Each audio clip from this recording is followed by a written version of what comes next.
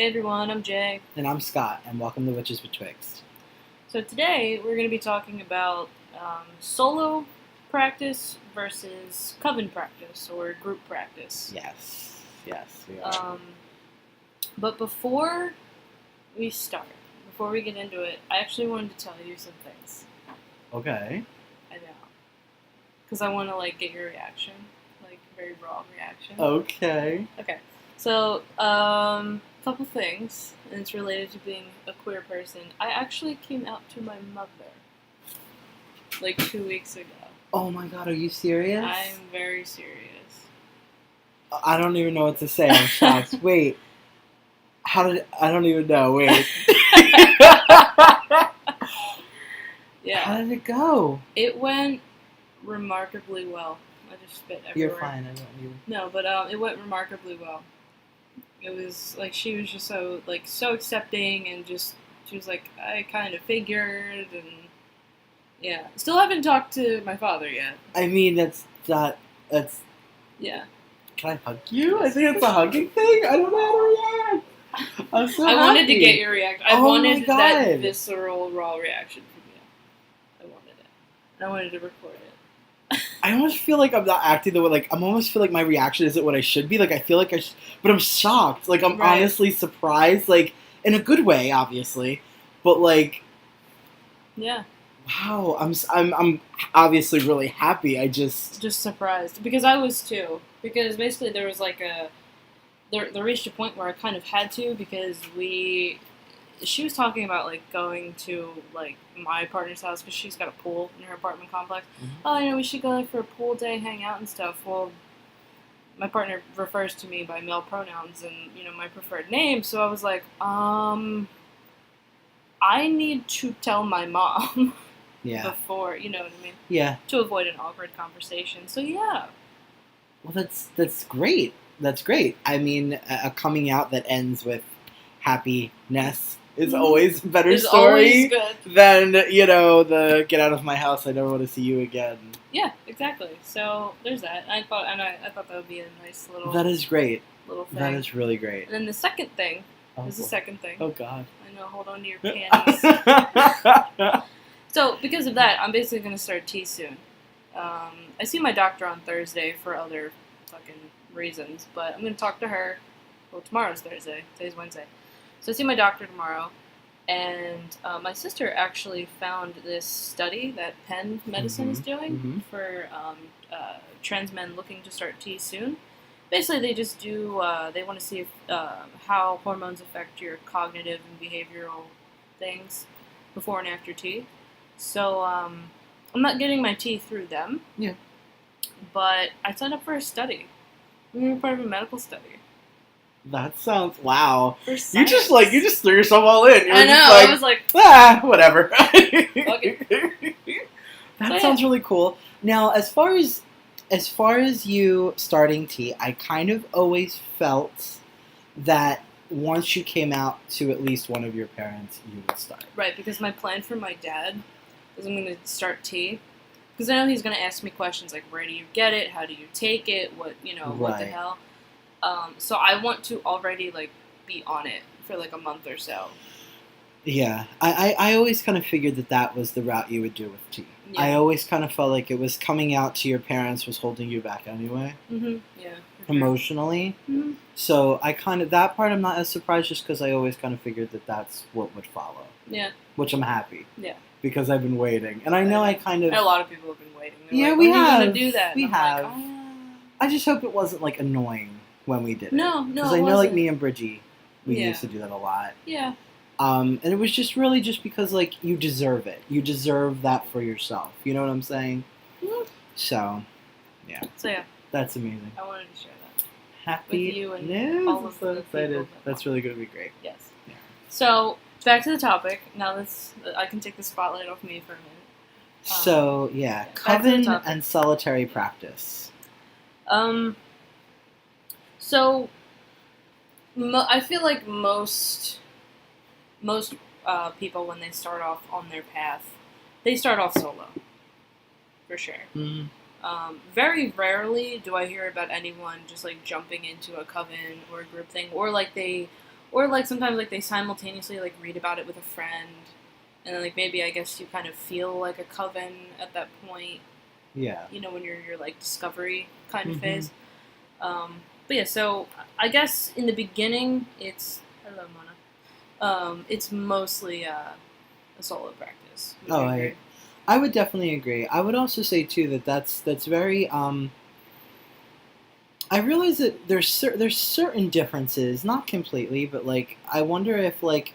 So I'm trying to get at is like in the UK, for instance, like in traditional Wiccan circles, Alexandrian, Gardnerian, a lot of them, it's almost different. They have to start out. It's required. In Coven. Yeah, it's almost like whatever you do solo doesn't count or matter.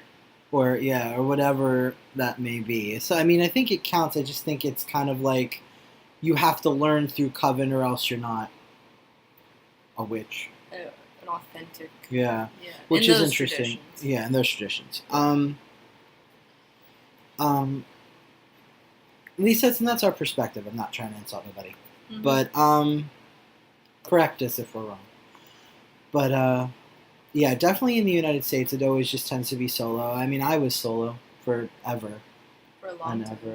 And I mean, I guess it's interesting my perspective on like what is a coven. Like, I guess this is the first thing to kind of go into this with is that when we were with our coven, we have mentioned our coven before.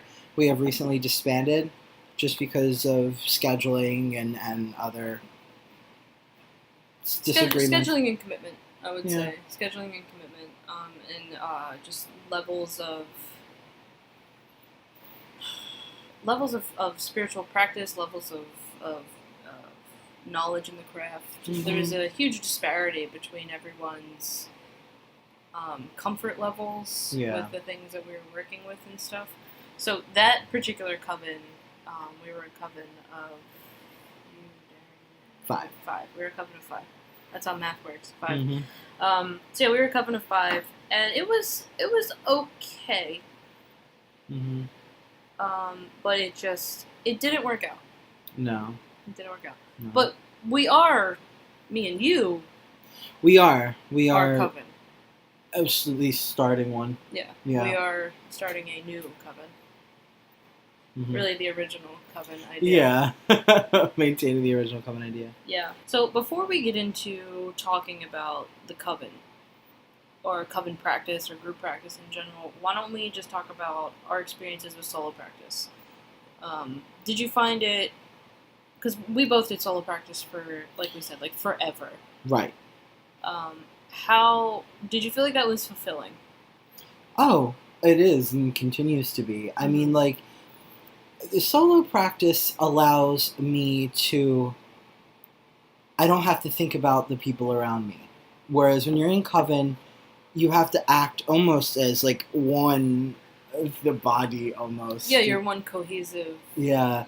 So when I'm by myself, I could just be me, and I could do whatever it is that I feel I need to do. You know, like, there were times in Coven where I would try to do something very ecstatic, and it would be like, you know, we would maybe get giggles or something like that, and it would totally break focus, and it would, you know... The energy would be broken. Yeah, so... However, when I'm alone, those moments become pitched. Those moments to other people that might seem silly or giggle worthy create an excess amounts of energy in a good way, and I can you know, when the ritual finally reaches a crescendo and you feel that blast off to do what it needs to do, that can be incredibly empowering. But I suppose on the same, you know, on the other side of that, working with a coven when it's cohesive and it's working, there are definitely there's an energy there that I would argue that it's different. It's incredibly powerful. It is. But it's not more powerful. I mean, that's interesting. More powerful. I guess so. Yeah. I guess. But then, of course, I also feel very powerful. Yeah, I mean, I just feel like the energy that's raised within a group versus the energy that's raised solo, I feel like they have both have the same level of intensity and power, but it's not like more people equals more power, more energy. Less people. I don't view it that way. I don't like quantify it. Yeah. It's just a different type of energy. It's a yeah. It's a very different. It's type. Almost like it's more intense. I think with a group. It can be, yeah. Mm-hmm. It definitely can be more intense when the group is working. Mm-hmm. It's so interesting that we're doing this because it's making me think. Because as we're talking about it, I'm saying, well, wait, like I've had some pretty darn intense experiences solo, I think it's also because, like, for me, when we were doing Coven, my really intense experiences were admittedly fewer.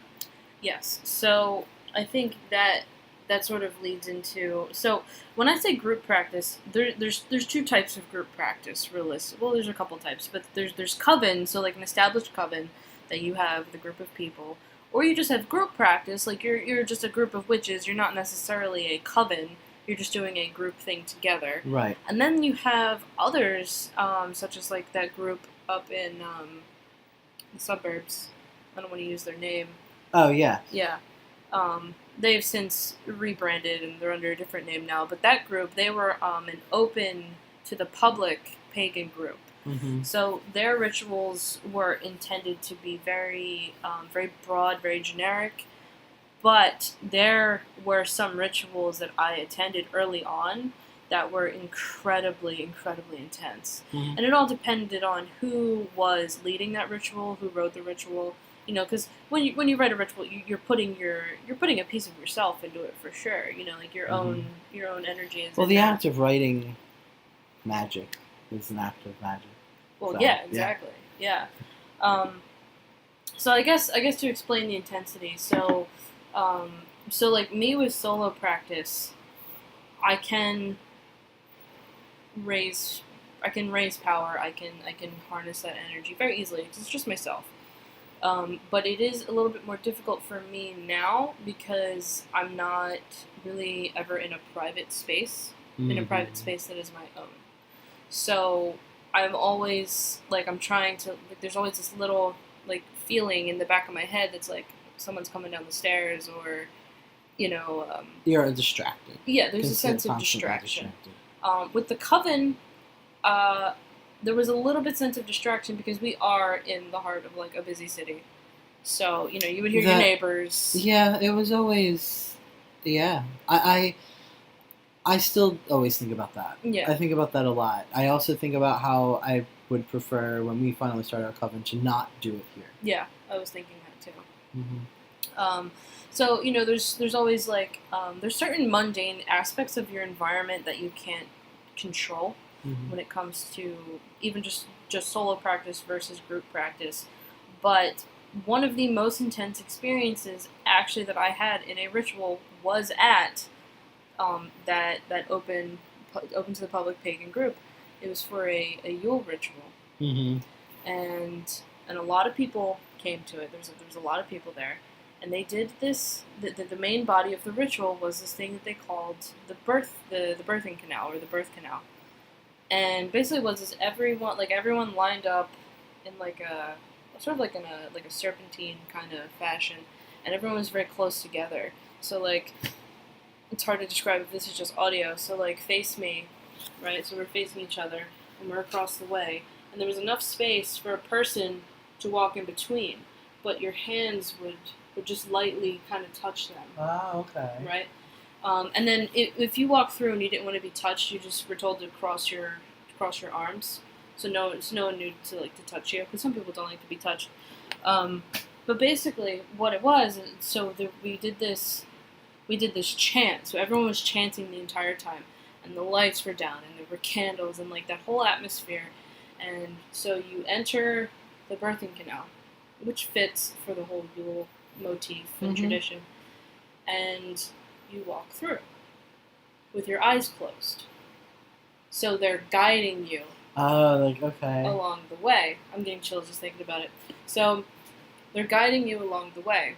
and you feel like these light touches, and then people, like, in the moment, they're caught up in the moment, and they say these really beautiful things, like, radiant child, you are beautiful, you are blessed, and, like, stuff like that. And I was, and I, like, at first I was like, I don't know if this is going to be, like, a load of garbage or not. Like, I don't know if I'm going to, like, really get into this.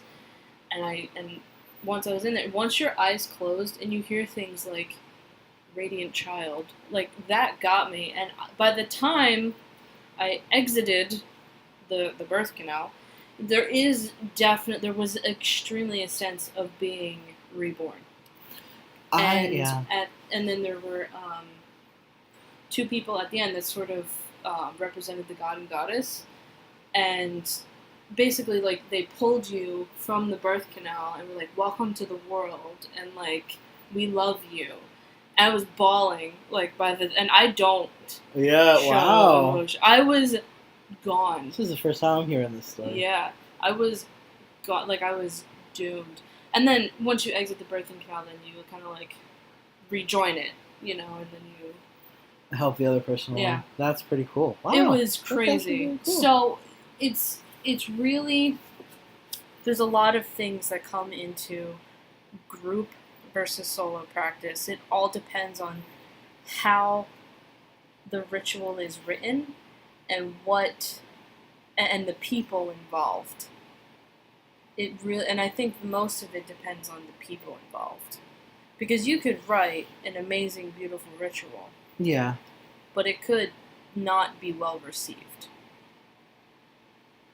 You know what I mean? Mm-hmm. So yeah, I mean, that was just one of the most intense magical experiences I've had thus far in my life, was that ritual. And I was very surprised, because they were very, like I said, a very generic, sort of pagan group that was open to the public, but it was a beautiful ritual. I would love to get a huge group of people together and do that ritual again.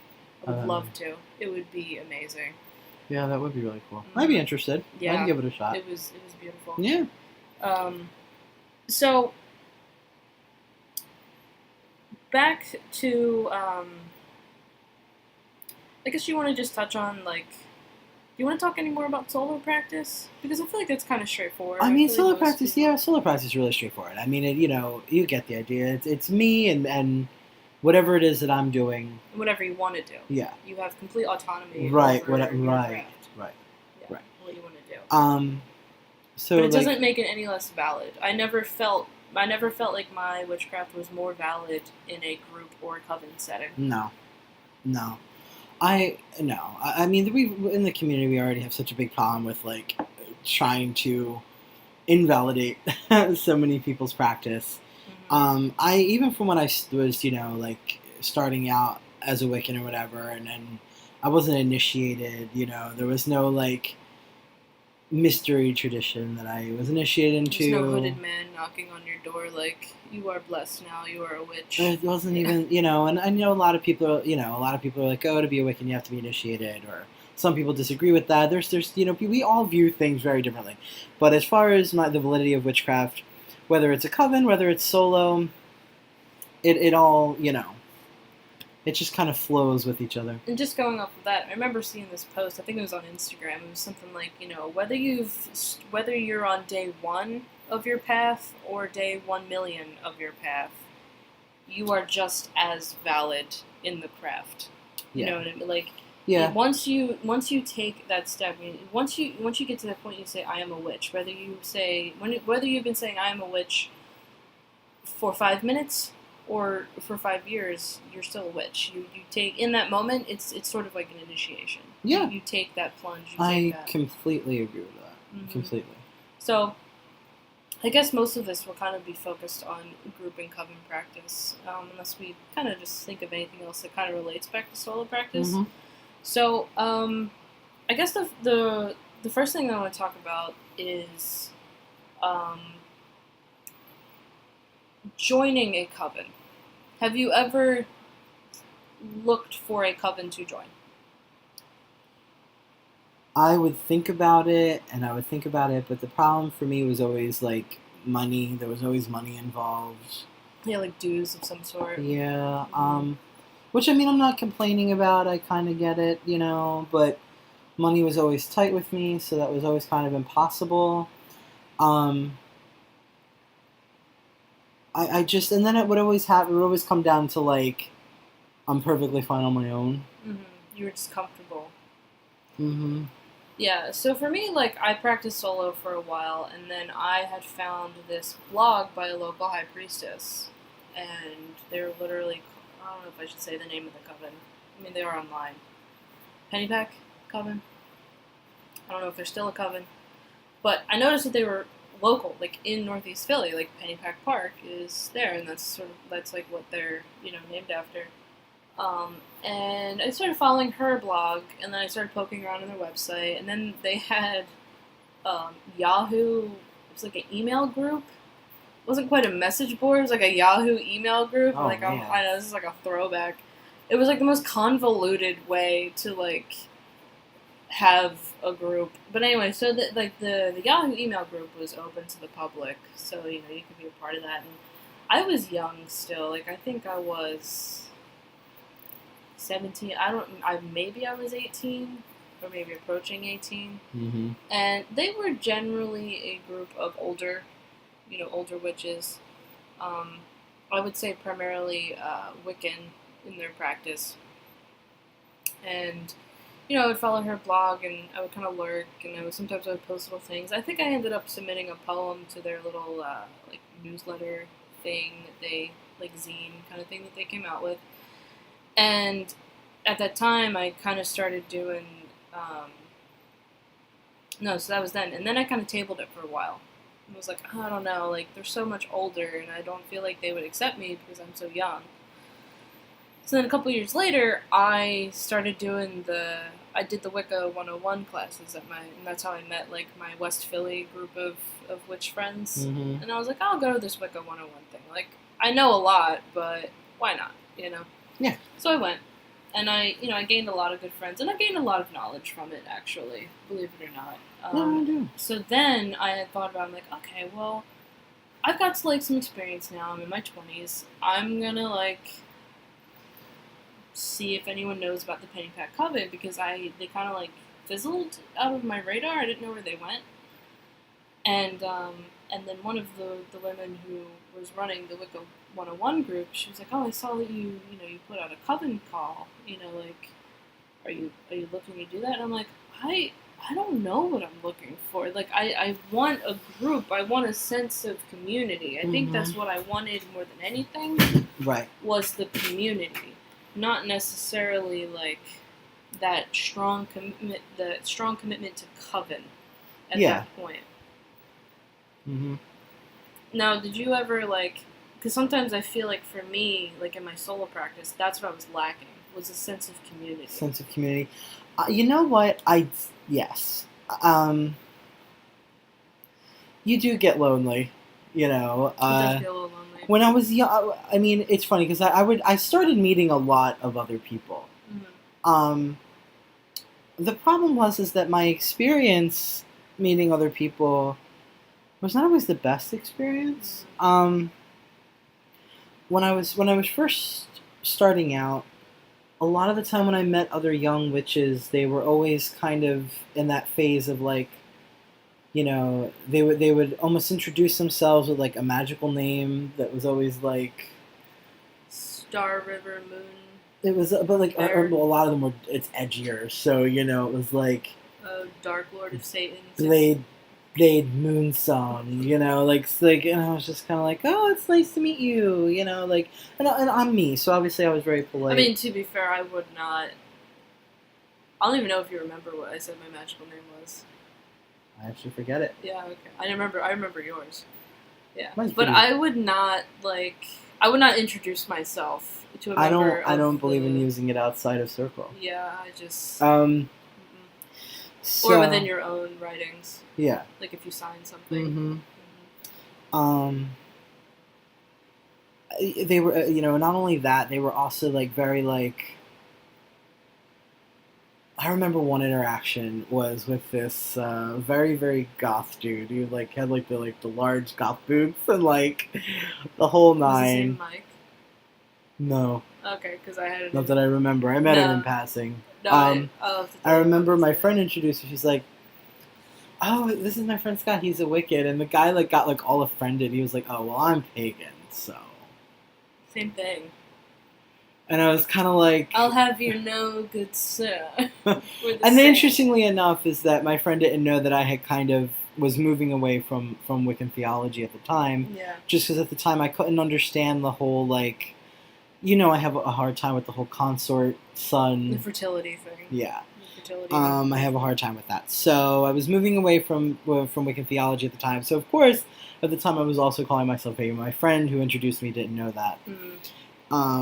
So that was a horrible experience. And then I have other people who are all like, "Oh, well, my teacher said that he saw you coming into my life and blah, blah, blah." And I was just kind of like... It's like you're trying not to discount them. Like, you're trying to give them the benefit of the doubt. I like, do. Maybe this actually happened, but it's the way they go about it. It's the loftiness of their and it becomes confrontational accidentally. Yeah.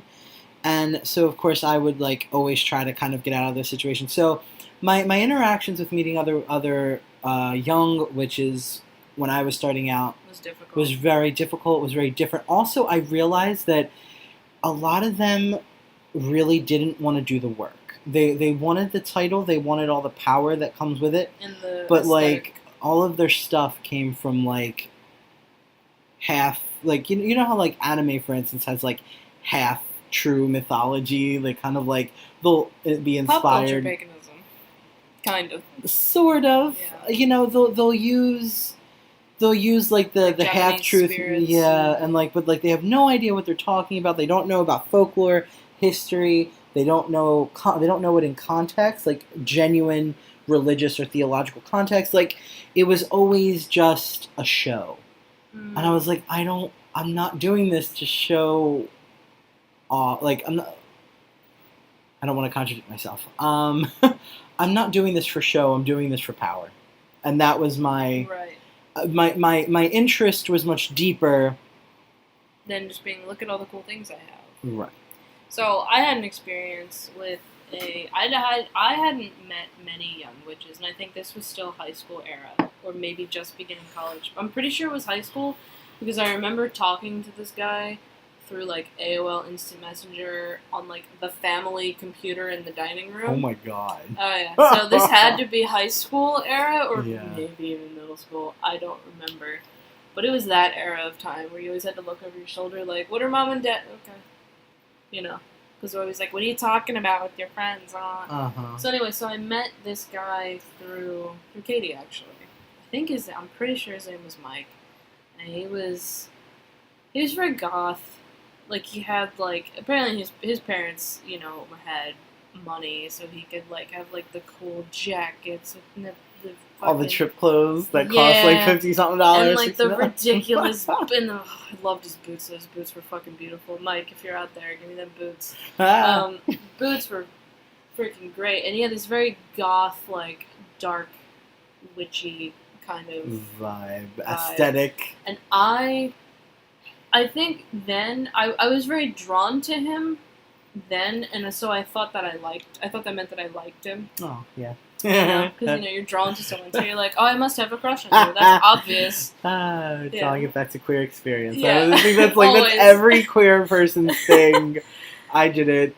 Everyone does it. Yeah, and I think now I realize I just wanted to be him is what it really came down to, because I was like, I love everything about you, and I want that for me, except I don't, like, want it like that. Right. So I remember, and I think he had a tarot deck with him. We were hanging out outside of a local church. It was this church, so it was so edgy to be, like, being a witch and, like, hanging out at night. In front of the church. I'm like cringing internally at myself, like at me years ago. That's great though. But I mean, of course, I tried my best. All my black and my chains and my, I was trying to impress, of course. I wore so many goddamn necklaces. I don't know how I functioned. Just like my neck wasn't just like. Hello. So much jewelry. 5 pentagrams. Literally. I think I was wearing like 2 different pentagrams. My God. I know. It's bad. I'm glad we didn't know each other then. I No, would have been tolerating you. We would have been like, okay. Bitch. This bitch. So, and then he pulled out like a tarot deck. I'm pretty sure it was a tarot deck, and I was just enthralled. I was like, oh my god, what is this? Because I had like heard of tarot, but I didn't know what it was. And he was like, I'm gonna read your destiny, and I was like, okay. And I was like, tell me more. Gag. Now I'm like, okay. Read your destiny. He's like, there's something about like. I think he liked me though because he was like, "You're going to meet like a beautiful or like a handsome, powerful sorcerer." Oh yeah, and I was like, "Yeah, tell me more." I would have been the dork just sitting there like reading my witchcraft books. Over the. Mm-hmm. And it was funny because like he's like reading tarot and like the other group of guys are like skateboarding on the church. It was ridiculous. My god, this is straight out of like a horrible The Craft sequel. It like is literally a scene from The Craft. Only that. So then, you know, because I didn't have texting at the time, so this was definitely high school. I didn't have texting at the time. So we exchanged phone numbers, but we were all super awkward and never talked on the phone. So we also exchanged screen names. Oh god. So I got good. his screen name, and then like a couple days later we were talking, and he was one of those. I started to realize he was one of those because he was like, you know, I gain all my knowledge from dark sources and like the dark entities, and I was like, and I was very Wiccan at the time, so I was like, oh, that's bad. Just like when you thought when you heard about me for the first time. Yeah, what kind of asshole. And then all of a sudden, like, he went quiet for a while, and he was like, oh my god, you'll never believe what just happened. And I was like, what? He was like, I was practicing magic, and a light bulb exploded all over my head, and now I'm bleeding. And I'm like, wait, that sounds serious. You should probably, like, clean that up. Hospital. Like, I don't know. Are you okay? I'm not allowed out right now. I can imagine. My mom says my curfew is, you know. I can imagine your because I know you and I know your disposition, so I would love to have just been a fly. I wasn't that different than I am now. I wouldn't imagine that. I wouldn't imagine that you would be, and I would love to have heard this interaction. And like the pieces were being put together in my head, and I was like, this guy's full of shit. And I just reached like that point with him, and then I was like, I don't like him anymore. And because I was saying to Katie, I was like, I think I like Mike, you know, like I have a crush on him or something. And she was like, oh, that's cool, whatever. That sounds like Katie. Yeah, because we were both like, because even she was like, oh, I think I like this guy, and I was like, that's cool. And she's like, girls are a thing. And I was like, same! I don't know why, but I imagine you both like struggling. Well, like Daria. I like him. Like a Daria, sort of a goth version of Daria. Yeah, that's pretty much with both us. of you. That's pretty much us. So, yeah, I don't know. I distinctly remember, right, I kept a journal. Because I was past calling it a diary at that point. Because I'm super cool. I kept a journal and I was like, yeah, I don't think I like Mike anymore because blah, blah, blah, blah, blah. But even now, I just still think of the delicious boots that he was wearing. You just want the goth boots. I just want the goth boots.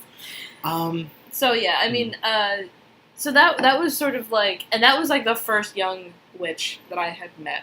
Yeah. And that was hard. And honestly, I don't think that the next practitioner of witchcraft that I met, because, like, my first girlfriend was kind of into it. Like, she called herself Wiccan, but I was way more, I don't want to say actually Wiccan, but I actually read books and, like, bought books and did spells and things. And she was, like, kind of into it. And then, really the next witch of my age group that I met was you. Wow. Yeah, I had nobody. Wow. And I hated you at first. So. Yeah. Well, I side-eyed you. I was Dark sorcerer my ass. I remember meeting you. Well, our first meeting was CCP campus, wasn't it? Yeah. No, I think the first time I actually met you was Pagan Pride. I think it was introduced you to us at the college campus. I thought he did. I don't think so. No, I only ever went to the campus once. It was for an anime club thing. I don't even like anime. And then someone ended up talking to me for an hour about Assassin's Creed, and I was like, I don't know. Okay, bye. Gotta go. Oh man, yeah, that anime club. But anyway, I think you were supposed to be there, but you weren't there. I thought I met you outside, like at the queue or whatever they call it. Maybe like in passing. It might have been in passing. Maybe. They might have been like, "Oh, this is Scott," and I was like, "Oh, hey," and then like you had to go. Bitch. But dark evil witch. Bitch. Spit on you. No. But yeah, the first time I had actually like spent time with you and like actually hung out with you, I believe was the second Pagan Pride event. Because I never went to the first one. It's so funny. Our friendship is so organic. It's almost like it's almost like I've known you. I know, like forever. Like we grew up together. Yeah, but, like, we didn't. It's really weird. Yeah. I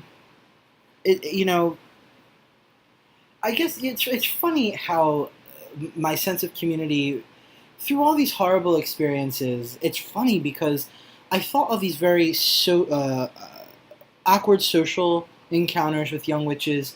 I thought that was horrible. And it's funny because it got much darker, much deeper. It gets worse with the older witches, I think. Well, when I met my friend David, we talked about the series of interesting events that are a little too personal, but things got real. Like, my time with an old acquaintance, he definitely won't watch this, so his name is David. Hi, David. Magic became very real to me. Not just like self-help, not just it's all power of the mind. It like opened up to me the fact that there is a world of spirits and that we are not alone. Like the entire cosmos smacked you in the face. And magic is magical. It is not just psychological. Like there is magic. There are power centers in the earth. There are and I might sound like a complete nutter. That is fine, but that experience changed me. In the end, changed me for the better. Yeah, because you gained a whole new respect. Because it's like you were saying to me, you were in a phase where you were like, prove it to me. Prove it to me that it's real. Mm-hmm. And you certainly got your proof. Yeah. Yeah. Yeah. I wanted to know so bad that magic was real. Mm-hmm. And magic was like, if you're that sure, the powers that be were like, okay, here is your proof. Mm-hmm. And I was like, I'll never question you again. Learned a valuable lesson.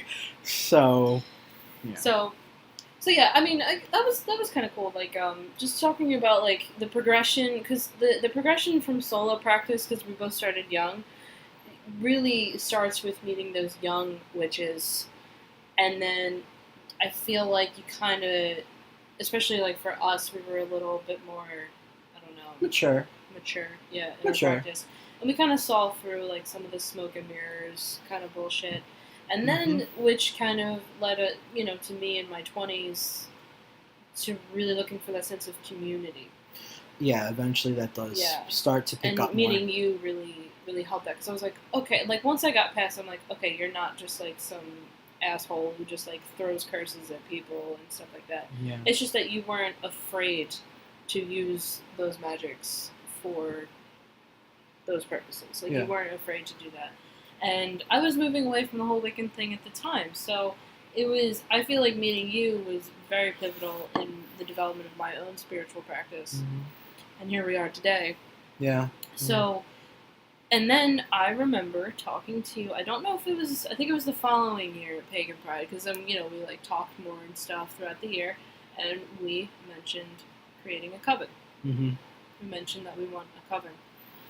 And we kept mentioning it, I remember that. We kept mentioning it, we kept like flirting with the idea, and then we kind of just came together and we said, because we had a strong group, you were with Darian, I was with Bridget, and then there was Rick, and we were all like there. We were all practicing magic kind of ready, and doing witchcraft, and so we proposed it to them, and we created this coven. Now, not all covens succeed.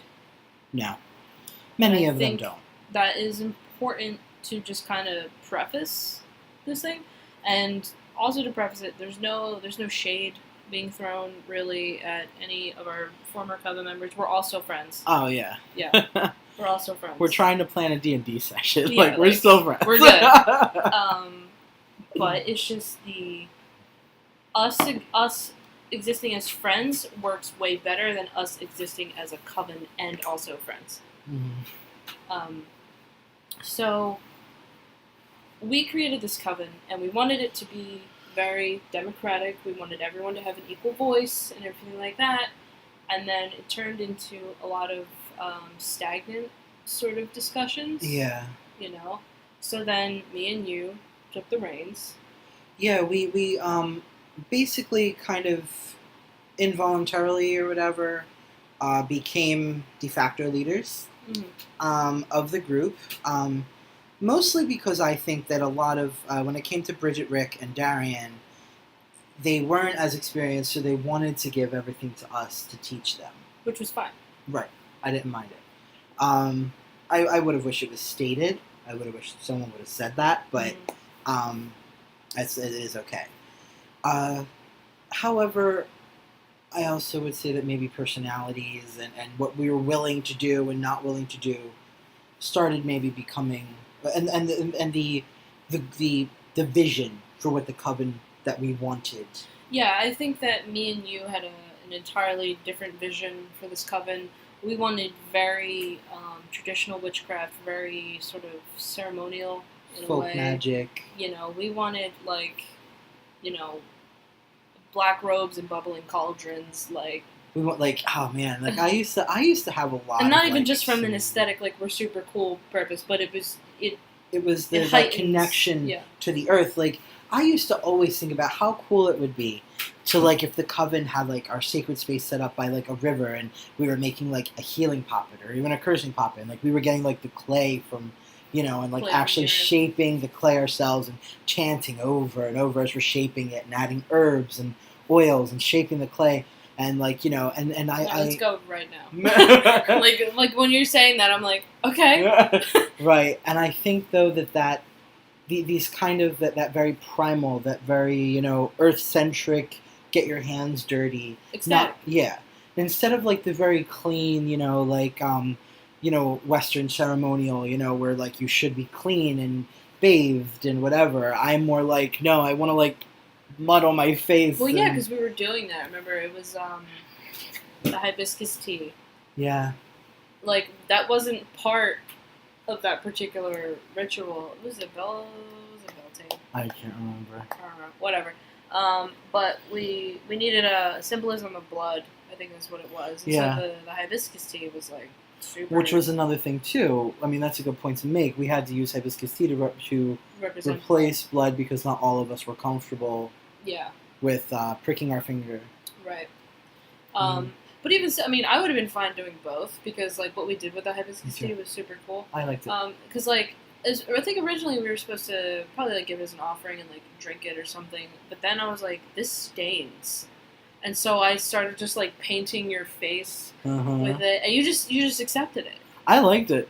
I liked it. And then you were like, "Yeah, give me that." And then painted my face with it, and we were just stained with this hibiscus tea, and it looked like blood stains. It did. It did look like blood. And it was great. And I think, but when I sort of went up to the other members, there was a bit of reluctance that I felt, maybe a bit of reservation. Well, I think I think a lot of the time there's primal symbols, the idea of painting oneself with blood. That idea of that almost that warrior. Blood is sacred. Blood is the most, if not one of the most powerful liquid as far as magic that we have. It is it's the physical representation. That's of our why life I get force. weird because I prick my finger to check my blood sugar and all. I get weird about the test strips.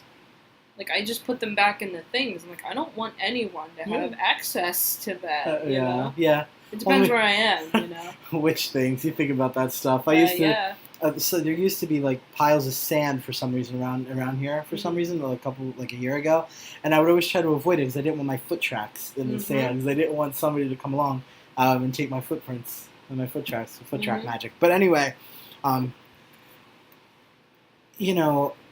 I think that that those primal symbols, this idea of the warrior and that kind of very earth-centric, ecstatic magic, I think in some ways too maybe was a little intimidating for some in our coven. Perhaps. But yeah, so I guess what we're getting at here is sometimes you're when you're creating a coven, there's a couple things to keep in mind. I don't have much experience in, say, joining a coven because I never actually joined a coven. I never joined one. No. I've only just done group work with, with friends, in an intimate setting or whatever.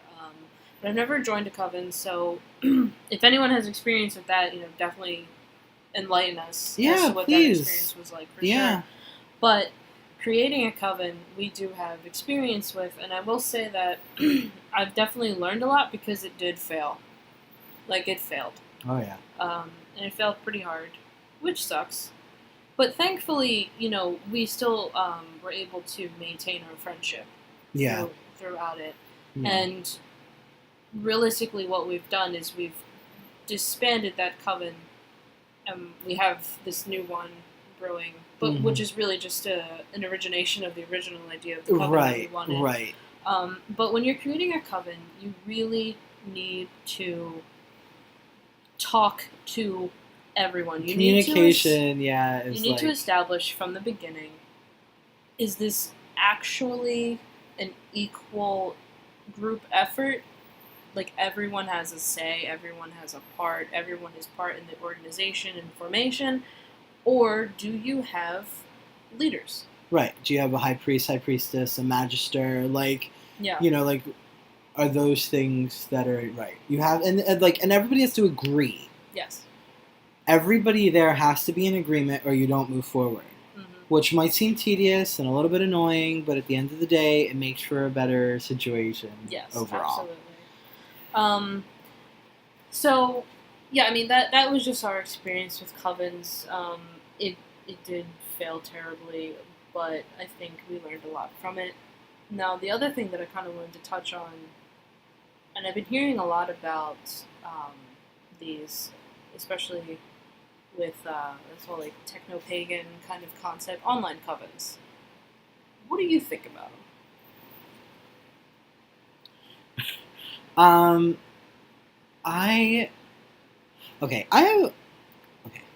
I'm trying to say this and just make sure I'm not being rude.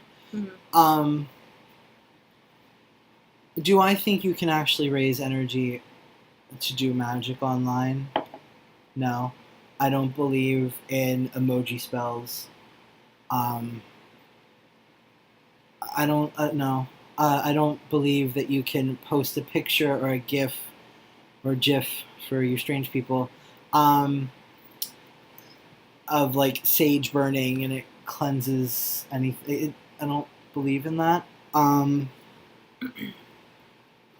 I believe it trivializes and it demeans real magic, the real work that we do. Witchcraft is sacred. Witchcraft is, in its own right, both profane and holy at the same time. I really feel that it's a bit childish. I would say that I would tend to agree with your outlook on that. Same idea, emoji spells, sending a picture of sage to someone. If anything, that to me is more like a witch meme. It's cute. It's cute. It's a cute thing. It's funny. Oh, Jay, I'm having such a bad day, and then I send you a GIF of or a GIF, excuse me. GIF of burning sage. And I'm like, oh, feel better, BB. It's more cute, more sort of meme culture. But I don't believe that it actually does that. Right. It does not do that physical thing. The other thing, though, is that I am curious. I've never done it, but I am curious if you had like a video group chat, everyone in their respective locations doing the same thing. Like you're all chanting together. Oh, I mean... And you're getting that audio and you're getting that visual. And, you know, you do have those physical... Like, everyone has sage in front of them physically. Everyone has candles in front of them physically. I do think that you could do something. I would honestly just say, have a group of your friends, time it right. You all start and end at the same time. And even without... video, and if you did that personally, I feel like that would be the same as if we were working in the same room with your friends.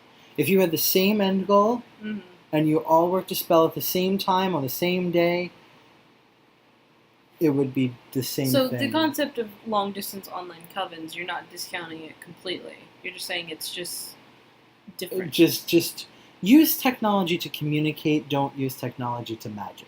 Right. That's my... Yeah, I'm pretty much in agreement with that.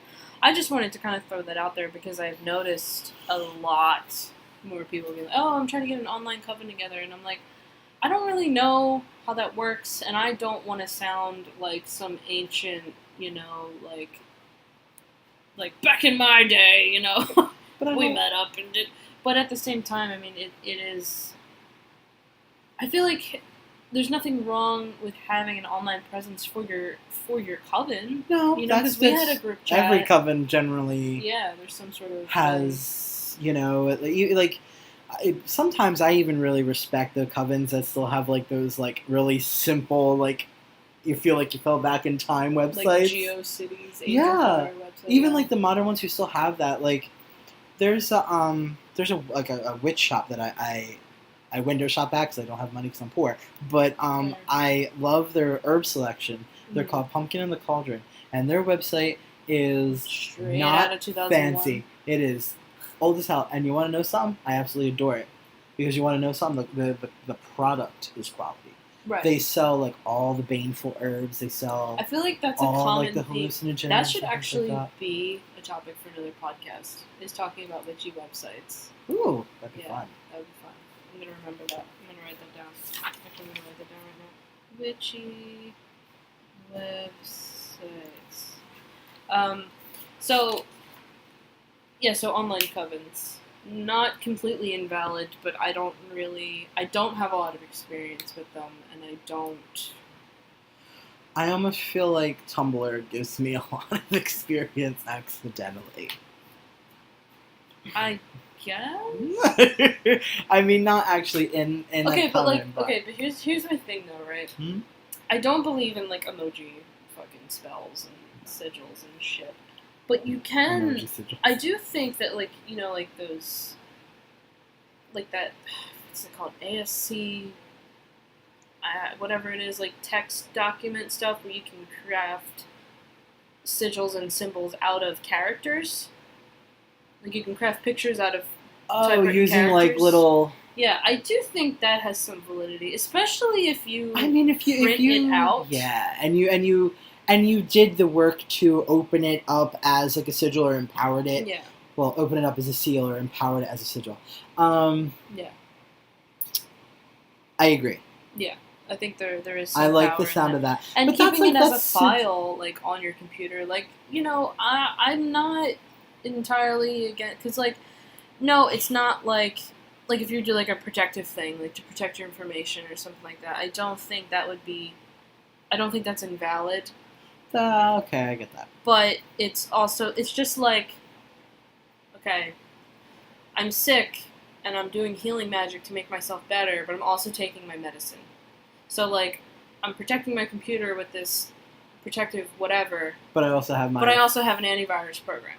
Yeah. You know what I mean? Yeah. Like, something like that. I mean, like, okay, so this is probably as far as I generally go with technology mixing with my magic. Mm-hmm. I have a prosperity sigil as my background on my laptop. And it's not because I believe that like prosperous magic is radiating into the interwebs or whatever, but for me, it's a sigillic system in which, as I see the symbol, I'm it's the visual representation of it. Inadvertently casting sort of like a spell to and bring you often prosperity. look at that particular. You often look at your laptop screen, so it's always there. Right. So that that's makes sense. Yeah. I mean, I don't want to deviate too far into like techno-paganism because I feel like we could do a whole probably episode. Which we should. So yeah, online covens. If any of you are in an online coven, we're in an online coven, we would love to hear more about that. Because I know we are a little biased in terms of us really feeling like it actually works, or however,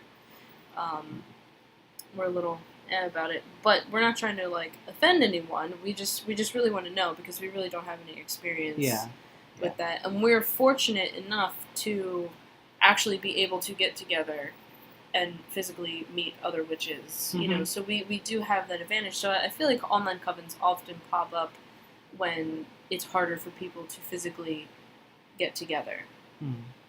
So I feel like that's kind of where they come from. And then kind of like the last thing that I wanted to kind of